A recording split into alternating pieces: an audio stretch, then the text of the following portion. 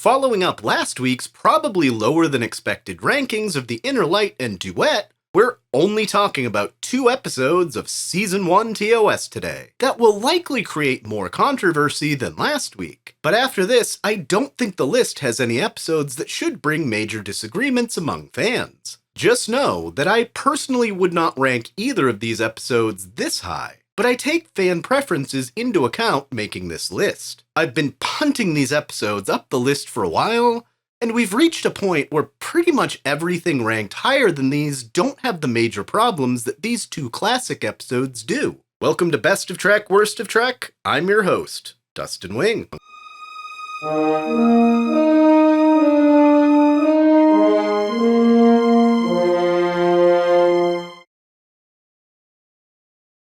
Changing the Timeline at 3:25, Carl's Jr., or City on the Edge of Forever. Almost a year ago, I asked the question on a major Star Trek group, why is the City on the Edge of Forever better than Middle of the Road when compared against all shows named Star Trek? The majority of responses were pure anger for even having asked the question. At the 50th anniversary convention in Las Vegas, the Trekkies there were polled as to what their favorite episode was, and this won top spot. As far as TOS goes, it is quite good against many other episodes in that series. However, it has a lot of things that just don't make sense and others that, at least for me, aren't very interesting to watch. The first and foremost thing is McCoy completely losing it after accidentally injecting himself with a super stimulant. I can't stop laughing as he makes his way through the ship and somehow still has the brain power to operate the transporter. Security protocols on the ship show themselves to be completely lax when he pushes through multiple people to leave the bridge and everyone just stands there watching.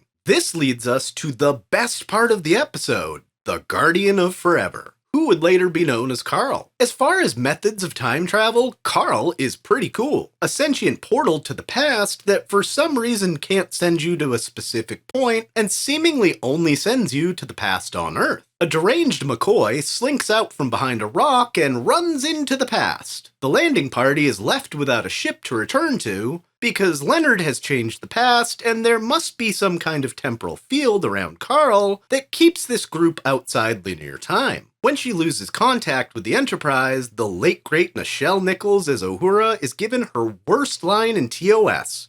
Captain, I'm frightened. She doesn't actually appear to be frightened, and this isn't a great line for the strong African-American woman on the cast to deliver in what's supposedly the greatest episode of Trek. So Spock uses his tricorder to figure out where McCoy ended up in the timeline, and he and Kirk go back to put wrong what once had been put right again. About the next 10 minutes of the episode are the most problematic for me as a viewer and reviewer of Trek.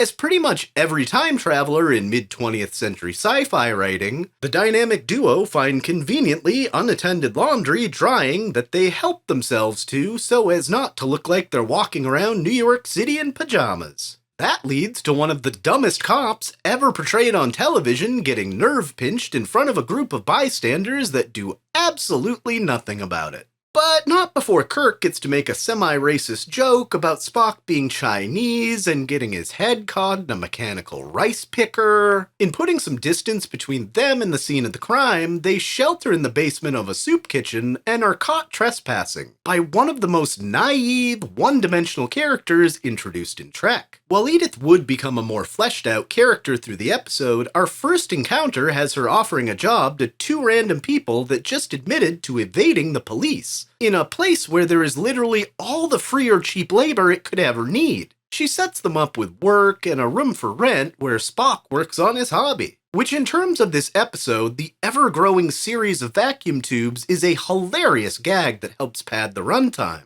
In the 1960s, I'm sure this made more sense when only a handful of people in the world even knew how a computer worked. But compared to Spock's 23rd century tricorder, this analog circuit could only add fractions of a single % of its computing ability, but far be it from me to look back at 60s sci-fi under a modern lens. The gag does work well and leads Spock to learn that it's Edith not dying that changed the timeline so much. Her peace-loving ways shape US policy during World War II, and without them entering the war, the world falls to the Nazis, and mankind never takes its place on the galactic stage. Edith herself has an oddly familiar and specific sci-fi view of the future. Her speech to the poor and hungry during dinner is pretty much Star Trek's mission statement. While a bit tacky, this may be the high point of the episode for me. This is Star Trek in the penultimate episode of its first season on television, cementing what it's about and its views of the future. This episode has a broader audience than most in the franchise because the latter half is basically a soap opera between Edith and Kirk. And I really like how this spells out to that broader audience what Star Trek is bringing to the table. Too bad it's Edith's soft-hearted nature that paradoxically leads to the world not realizing her Trek-like vision of the future. As for the soap opera, this is one of Kirk's better love interests of the week, as he has to wrestle between the feelings he develops for Edith over just a few days, and ultimately letting her get hit by a truck. It's filled with a lot of long pauses and close-up soft lighting that feel whimsical, but not actually all that interesting of a relationship. However, when McCoy shows up and Jim has to hold him back from saving Edith, the pain on Kirk's face is actually one of the best acted moments for William Shatner in the show's run. However, you can't hang an entire episode off a couple of great scenes and call it the best episode of Trek. And let's throw in the bit where McCoy pops into the 1920s only to scare the hell out of a homeless man and drop his phaser, causing the dude to accidentally kill himself. This is over the top and at times funny, but ultimately all over the place and out of place for Trek. In the end, they show back up in their present and things are the way they once were. It finishes on a rare cold close of the episode without even returning to the Enterprise, and for me is a strong point in the episode. No ending on the typical joke on the bridge that breaks the tension of the episode. It leaves you feeling for Jim. Though, despite it being an overall terrible episode, the cold close and the Paradise Syndrome did more for me feeling about Kirk losing a woman that was his wife that he'd spent months with, versus this woman that he spent days with and knew had to die. Now that I've spent about 7 episodes of time justifying the ranking of this one, I think that about covers... Oh, I still have to talk about the rift this episode created between established author Harlan Ellison and Star Trek creator Gene Roddenberry.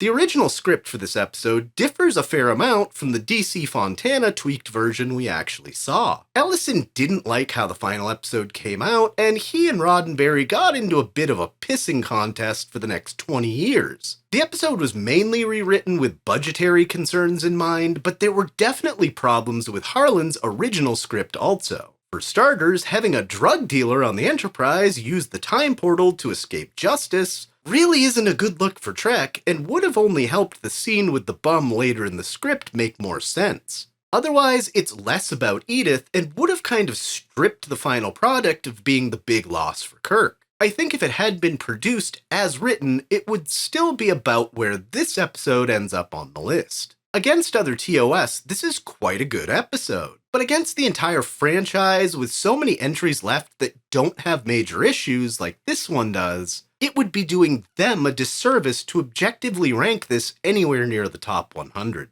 Leading from a place of superiority is number 324, Resurrection, or Space Seed.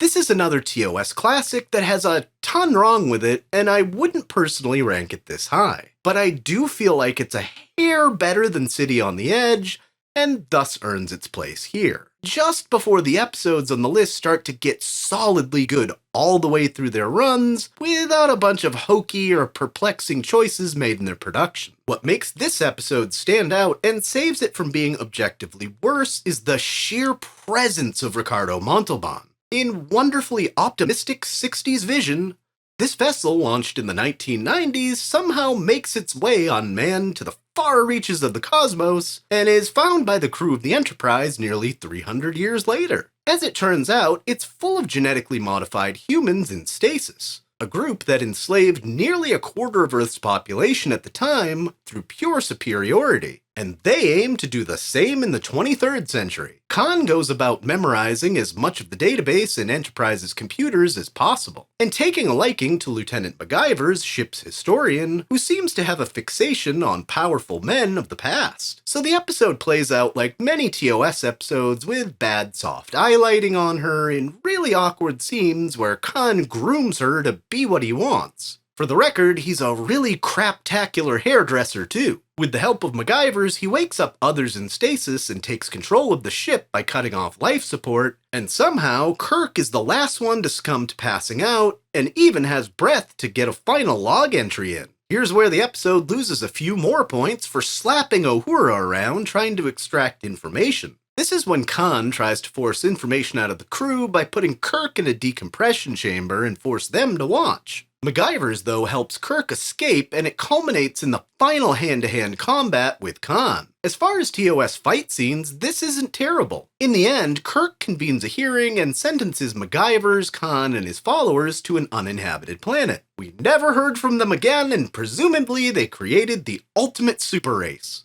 What? What? There's a movie?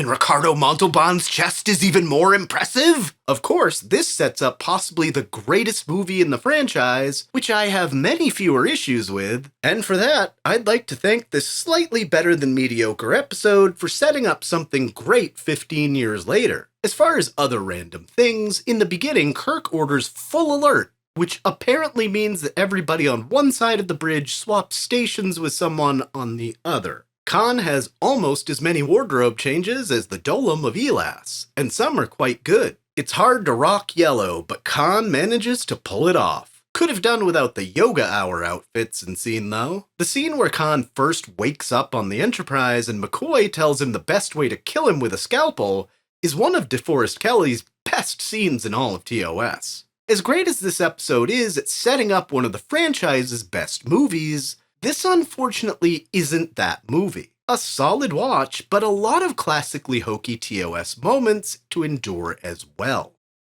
This is the first episode of Botwat with no thanks Majel moments. I knew this would happen eventually, just surprised it took almost 50 episodes to happen. See you next week.